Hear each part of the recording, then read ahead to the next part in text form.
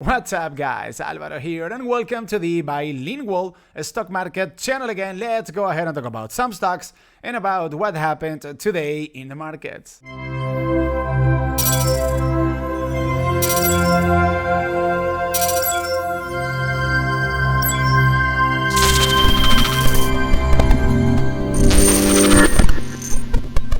And today we had turnaround Monday. Lucky enough for the bulls out there, because this morning pre-market everything was looking extremely, but I mean extremely ugly, and the most expensive sectors of the markets ended up doing the heavy lifting and turning the day around. And now the big question is, was today's rally legit, or was today simply a day in which we had a rally based on a severe oversold condition because of the big sell-offs that we saw on Thursday and Friday of last week? That's a question mark that we have on the table, and that is a question that is going to be answered basically by the earnings reports of the big tech stocks throughout this week. So today the Russell 2000 went up 0.70%, Nasdaq went up 1.29%, Dow goes up 0.70%, and the S&P 500 went up 0.57%. Crude oil got absolutely crushed, guys, because of the news about more lockdowns in China. This is a never-ending story. So they keep on testing people. They keep on detecting more and more cases about COVID-19, and I don't know when this story is going to end. And obviously, China is the first consumer of oil of the world, and this any news COVID-19 related coming out from China has a very negative impact over the price of oil. So oil went down today 2.86%, and it closed the trading session at $99. Gold went down 1.80%, silver went down 2.14%, and the 10-year Treasury yield finally went down 2.75%. At last, we have some people out there buying 10-year Treasury bonds. I want to show you something over here that caught my eye today, guys, the VIX.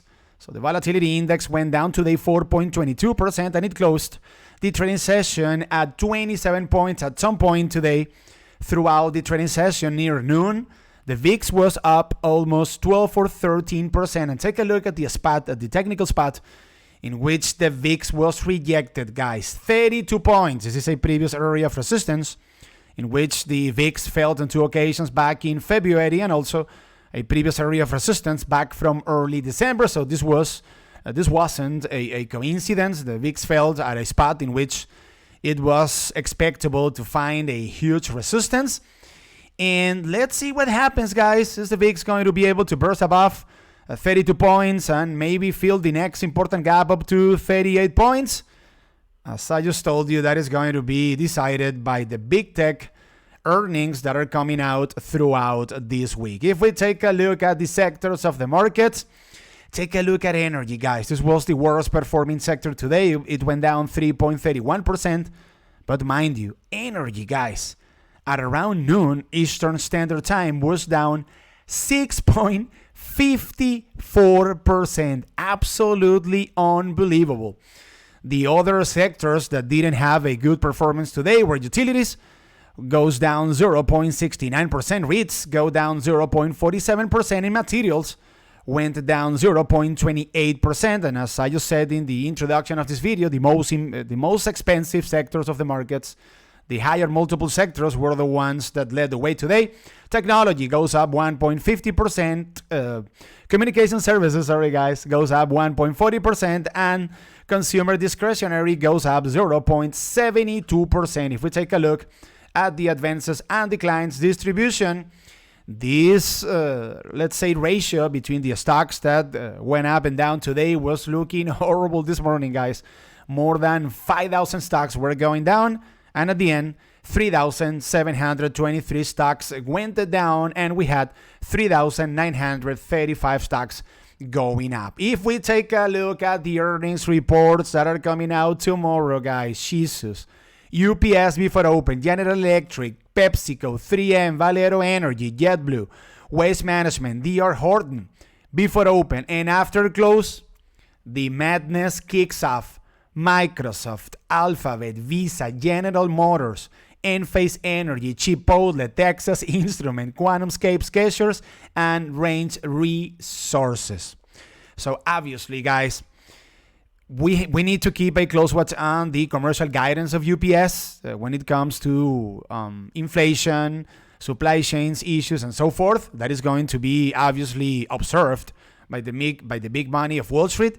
But whatever Microsoft and Alphabet post tomorrow is going to decide upon the next trading session, because then on Wednesday we have Meta Platform, we also have PayPal, Ford, and so forth. So this is going to be a crazy week. I am going to be reminding you guys the earnings reports that are coming the next day as I am filming these videos, okay? And now I want to show you some trades that I closed in today's trading session. Starting out with Google, guys. I bought the dip on last Friday, and I ended up making some money here. So last Friday I purchased 5 shares of Google, $2,416. I paid $12,084, and I closed this position today, and I was paid $12,310. I ended up making here $230. However, I had to take a loss on Twitter. Don't bet against Elon.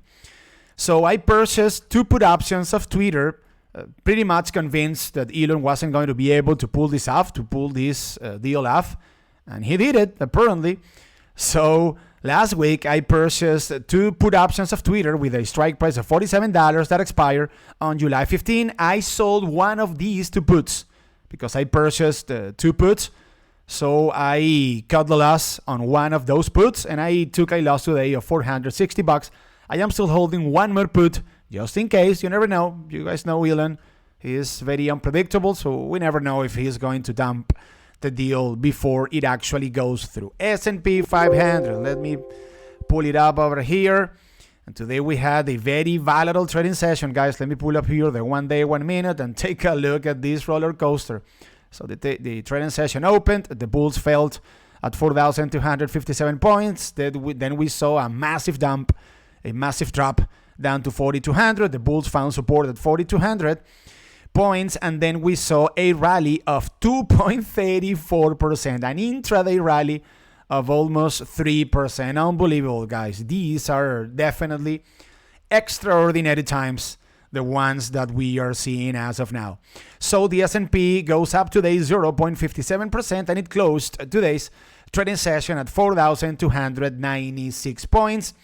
And guys, from a mechanical standpoint, let's say from a technical standpoint, the relief rally that we saw today was a relief rally based on a severe oversold condition. The RSI of the S&P 500 hit 20 points, and whenever the RSI of the S&P has hit before something in the vicinity of 19 points up to 20 points, we have seen very noticeable relief rallies, as you guys can see over here on the 4-hour chart of the S&P 500. And as I just said in the introduction of this video, whatever is going to happen throughout this week with both S&P 500 and Nasdaq 100 is going to depend upon the earnings of the big tech stocks.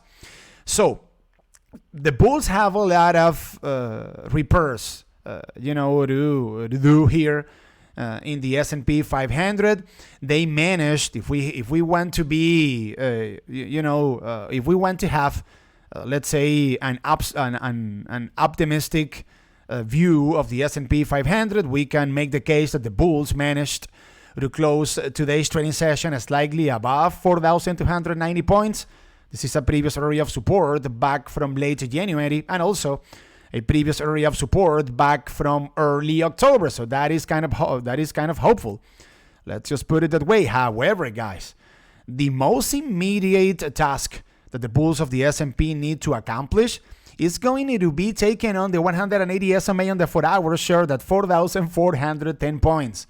We are talking about a 3% gap to the upside. So, as I just said, the bulls have a lot of repairs to do over here. The bears are in total control of the S&P 500, clear downtrend. The S&P is obviously trading below all the moving averages. So let's see what happens. Everything is going to depend on the big tech companies' earnings.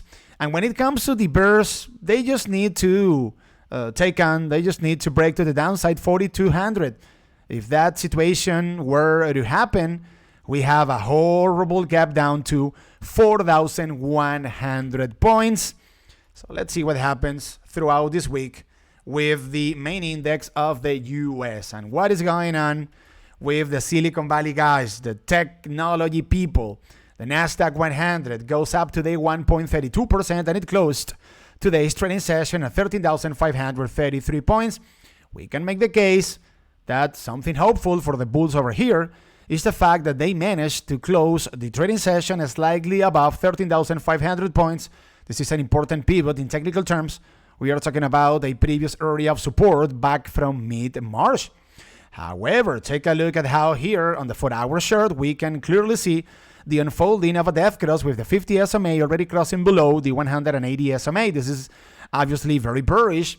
The Nasdaq 100 looks extremely ugly from a technical standpoint, clear downtrend, trading below all the moving averages. On top of that, we can see over here a death cross. So this doesn't look good at all for the bulls.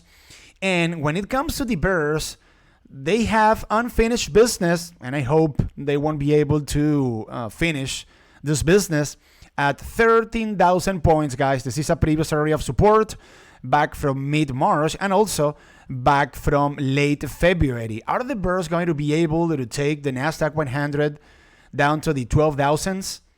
Can this happen? As I just said, this is going to depend basically on whatever the big tech stocks are going to report throughout this week. When it comes to the most immediate task that the bulls need to accomplish in the case of the NDX, they need to fill the next gap up to 13,900 points. This is a previous area of support back from early April and also back from late January. And now let's go ahead and take a look at Twitter. The stock of the day, guys, and the stock with which I had to take a $430 loss today. So Twitter goes up today 5.66% and it closed today's trading session at $51.70. I was getting a lot of questions about the deal between Elon and the board of directors of Twitter, and something is very clear over here, guys. Twitter is posting earnings on Thursday, if I remember correctly, before open. So they just accepted the deal because they are going to post horrible earnings on Thursday. That's crystal clear. That's the only reason why they accepted the deal that Elon proposed, because if they happen to post ugly earnings on Thursday, then maybe Elon was going to bargain in order to negotiate a better price for a stock that hasn't done anything in the last, 10 years or so. So every single shareholder of Twitter is going to be paid $54 per share. This is going to be a $44 billion loan. Apparently, the funding is secured. Just like Elon said not long ago when it comes to Tesla. Funding is secured. Elon wants to take Twitter to the private markets. And now the big question is the deal actually going to go through? Is Elon actually going to be able to pay $44 billion for Twitter? If that were the case, then every single shareholder of Twitter is going to be paid $54. So obviously, Twitter is trading as of now at $51.81. So if you want to make some bucks over here, there is a very nice risk to reward, because if you paid $52 and the deal officially goes through, then you're going to be sorry guys, if I can speak today, you're going to be paid $54 per share. So in technical terms, we don't really have much to say over here if the deal doesn't go through. Or let's see what happens with the earnings report that are coming out on Thursday, guys. And that's the reason why I am still holding one put, despite the fact that I already have a sizable loss over there. Because what happens if Twitter posts a horrible earnings report? What happens if Elon changes his mind? What happens if Elon wants to negotiate a better price for Twitter? That is something that could happen, right? And by the way, we don't have yet a specific date for Elon to pay the $44 billion and for the deal to officially go through. So anything can happen over here, but I think that the likelihood is extremely high for this deal to go through. So if you want to make some bucks over here with a nice risk risk to reward ratio. You can purchase some shares at $52, guys, and if the deal goes through, you're going to be paid. You're going to be obtaining a $2 gain when it comes to Twitter. So I don't really have anything important to say in technical terms. Twitter shouldn't go higher than $54 because who is going to pay Who is going to pay more than $54 for any share of Twitter when we already know that this company has a price of $54 per share? And the second stock of this video is going to be Sunrun. And in the case of Sunrun, this is a stock with which I opened a position today, despite the fact that this is a very ugly looking chart. So Sunrun goes up today 1.13%, and it closed today's trading session at $20.55. By the way, let me show you guys the position that I started on Run today. I purchased 2 call options. As of now, I have an unrealized gain of $28. So I purchased 2 contracts, the $20 call that expires on August 19. And as I just told you, as of now, I have an unrealized gain of $28. And I actually started this position despite the fact that, as I just told you, we can see a very ugly looking chart, because on Friday, $1.8 million were invested in $25 calls that expires on June 17. So someone is putting, a lot of money on the table, taking a gamble on the fact that Sunrun is about to go way higher relative to the current price of this stock. Sunrun went up today 1.13%, and it closed today's trading session at $20.55. Watch out for Run bursting above $22, guys. This is a very interesting spot in technical terms. We are talking about a former area of support back from late January. If this were to happen, the bulls have unfinished business up to the 50 SMA on the 4-hour chart at $25. $25 happens to be a previous area of support back from early March that coincides with the 50 SMA on the 4-hour chart. So if we were able to take this trade from $21.50 or $22 up to $25, this would be a 13% profit trade. And take a look at the RSI of Run. It is at 31 points, very healthy from a technical standpoint. Actually, Run is a bit oversold. So this is going to be my price target in order to sell the call options that I just showed you guys. And the third stock of this video is going to be UPS, heavyweight company that is going to be posting earnings tomorrow. UPS went up today 1.33%, and it closed today's trading session at $189.64. And as I just told you in the introduction of this video, guidance-wise, this is going to be a very important earnings report. Let's see what UPS says when it comes to inflation, disruption in supply chains and stuff like that, wage inflation. So the big money of Wall Street is going to be listening to UPS tomorrow pre-market, no doubt about it. In technical terms, a very ugly looking chart. The transports have been getting killed recently. And by the way, guys, whenever you start a trade with UPS, FedEx, or any stock that that belongs to the to the transport sector, keep a close watch on IYT, the ETF of the of transports, of the transport sector. Let's just put it that way, because if IYT is going up, or let's say IYT is going down, and you start a position on UPS and FedEx, you are very likely to be wrong on the trade. Of on the other hand, if you are buying puts of UPS and FedEx when IYT is going up, then you are very likely to be run on that trade. So $186 is a very important spot for UPS. It has acted as support on several occasions throughout April. And as of now, the bulls are finding a strong resistance right at the 50 SMA on the 4-hour chart that now at $190. So if the reaction of the markets tomorrow happen to be kind of neutral after the earnings report comes out, I am going to be keeping a close watch on a process of consolidation of UPS slightly above $186, because this might be a sign that the bulls are gathering momentum in order to fill two potential gaps, guys. The first one up to $193. This is a previous area of support back from late January, and the second one up to $200. We can round this up. $200 is a previous area of support back from mid-March, and also a previous area of resistance back from August and September from last year. So if we were able to take a trade over here from $183 up to $193, this would be a 3% profit, and up to $199, $200, this would be a 6% profit. And the last stock of this video is going to be Coca-Cola.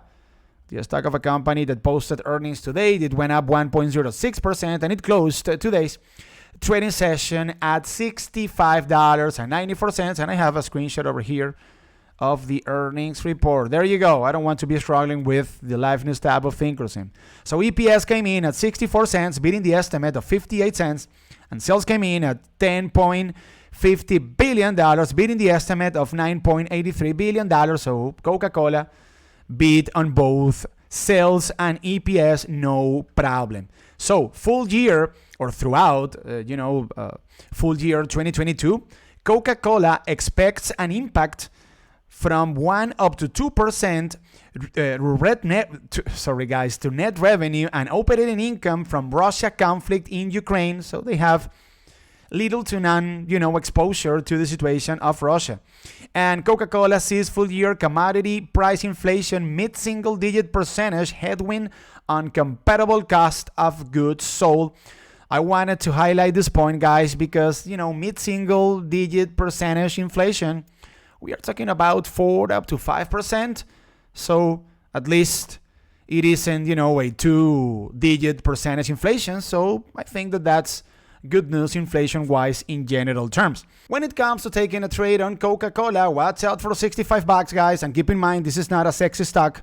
This is not Snowflake. This is not Tesla. Coca-Cola won't go up $5 or $10 on one single trading session. However, $65 is a previous area of resistance back from early April that, if happens to be held as support, might be a sign that the bulls are gathering momentum in order to make another push higher up to $65.20, which is an area of resistance in which they have felt on 2 occasions in recent days. So from $65-ish up to $67, this would be a 4% profit, guys. Nothing to sneeze at. And take a look at the RSI, 53 points. Very healthy from a technical standpoint. Coca-Cola isn't oversold, not overbought. And remember, keep in mind, this is a very heavy member of the consumer staple sector. And this is a sector that usually performs very well when we have either a recession or we have fears about a possible recession. And with Coca-Cola, I am going to wrap up this video. Thank you very much for your attention, and thank you very much for hanging out with me once again. Remember and keep in mind, guys, that here on the Bilingual Stock Market channel, we are posting stock market update videos Mondays through Thursdays, 3 or 4 hours after the market closes. So if you want to get all of the notifications of all of our videos in a timely manner, you have to be subscribed to this YouTube channel, but you also need to activate the notification bell right up there. Follow us on Instagram as well, guys, at Bilingual Stock Market. And remember that this is the Bilingual Stock Market channel, the YouTube channel in which we talk about the markets.